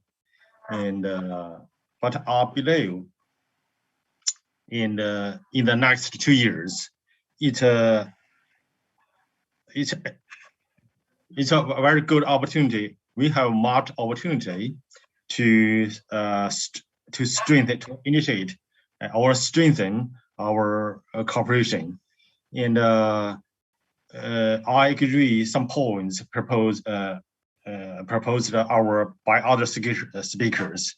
And Russia and China share much common interest, including the transportation. And China has been recognized the top one, the users of the Northern Sea Route. And China is one important stakeholder for the oil and gas in the Arctic. And also China and Russia share much the common interests on the oceanography research in our ocean. And I know the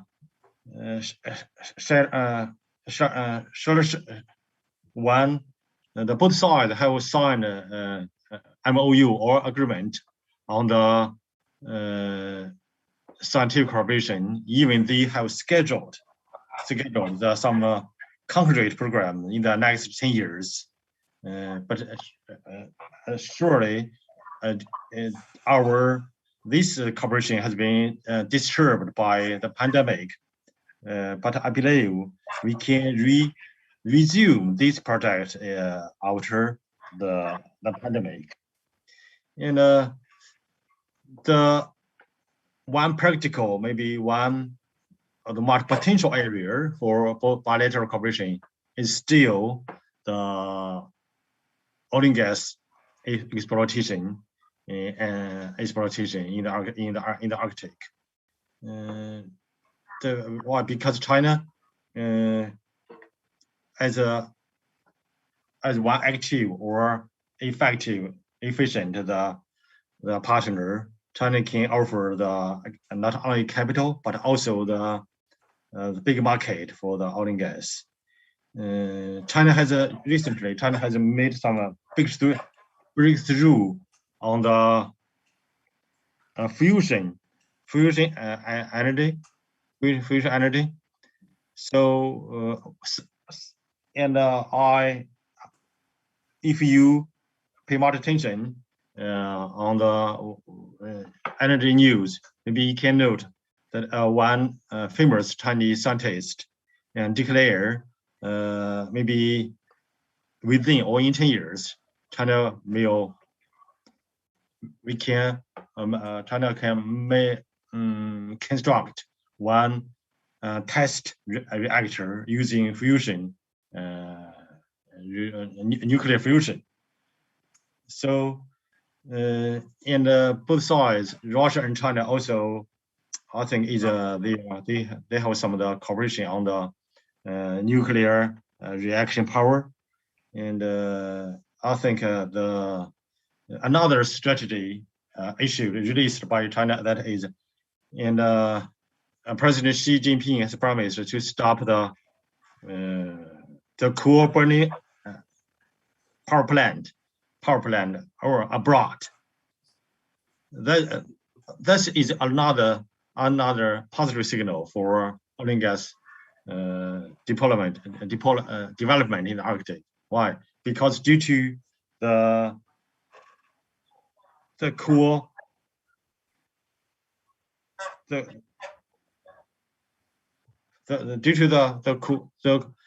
energy shrinking, So the oil and gas, I think oil and gas, the prices will rise, has been rise in the international market. So it create more opportunity for Russia, the Arctic oil and gas development. Anyway, the China and Russia and the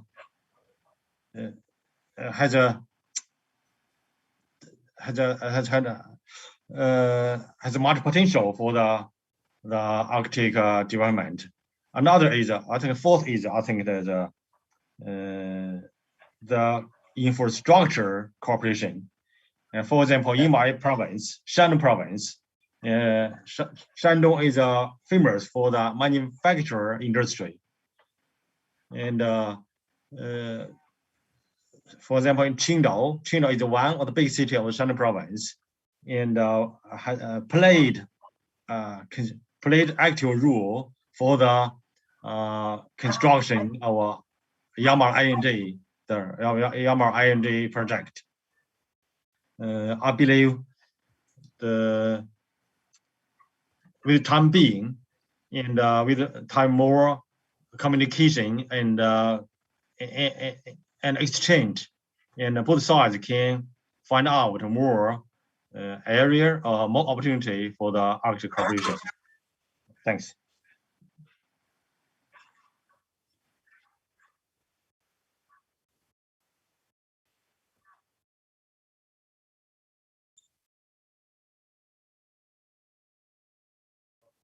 Большое спасибо, профессор Го. Thank you, Professor Go. And to finish our discussion, I would like to give to ask for some comments.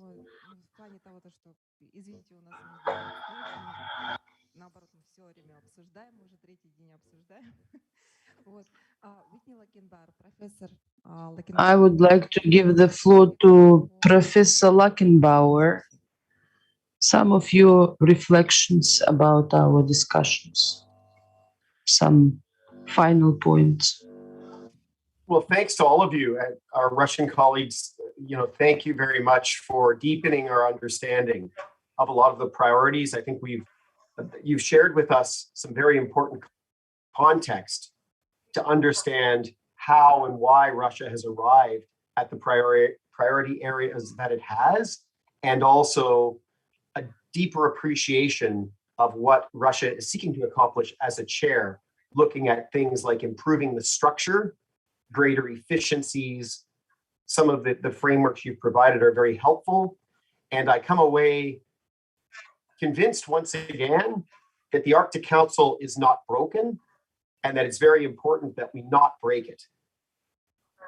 Also think we've heard some interesting suggestions that I'll take to heart about the value of academic exchanges of knowledge between indigenous peoples and between states, and that the Arctic Council is but one forum for dialogue and getting to know one another, and particularly on some very challenging issues like those relating to international military competition. There may not be an easy place for us to have those Arctic dialogues in an official capacity, but certainly there are other opportunities to make sure that we're effectively communicating with one another, and that's very important. I also very much welcome the suggestion that the interaction between the Arctic Council and the Arctic Economic Council, which was of course something that was developed, created in partnership between Canada and Russia during Canada's last Arctic Council chairmanship, that this is a real opportunity to see an invigoration of the Arctic Economic Council as a way to ensure that diverse voices are contributing to what the Council is contributing.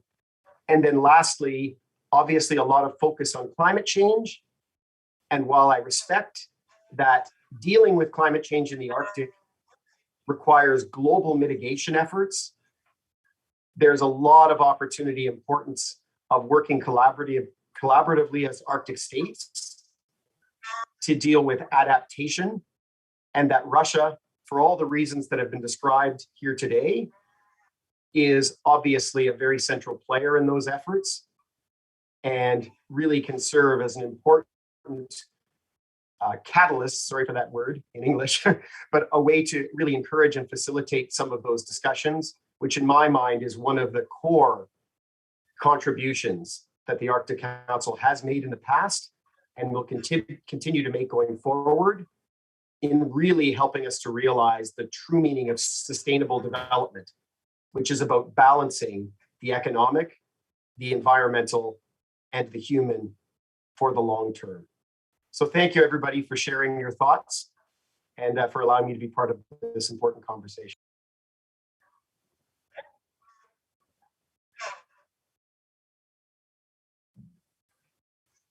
Большое спасибо, Уитни. Thank you, Whitney. Yes, indeed, I was very interested in listening to all your comments. Как мы когда сидим, пишем, мы не общаемся, и надо почаще так общаться. So I think that we should communicate and more often. Whitney, I would be glad to see you more often in the future, and I will invite you to such discussions. From the point of view of the Northern Forum, we have launched a series of Canadian meetings. At least we had one at the beginning of September. It was organized with support of Yukon government. It was organized by the Northern Forum. And although in Northern Forum now we don't have, unfortunately, any Canadian regions, Yukon and Quebec resigned in 2013, and I don't know whether it was for a political reason or not. Also, we used to have Nunavut and Northwest territories and Alberta at different periods. So total 5 Canadian regions used to be the members of the Northern Forum, and we lose a lot because we don't have Canada. We need Canada, and now we have ample opportunities, but if we have Canada, then we will have more. Now we have Alaska, Gangwon province, Akureyri from Iceland, and Lapland from Finland. And since this year, since April 2021, the chair of the Northern Forum is Lapland.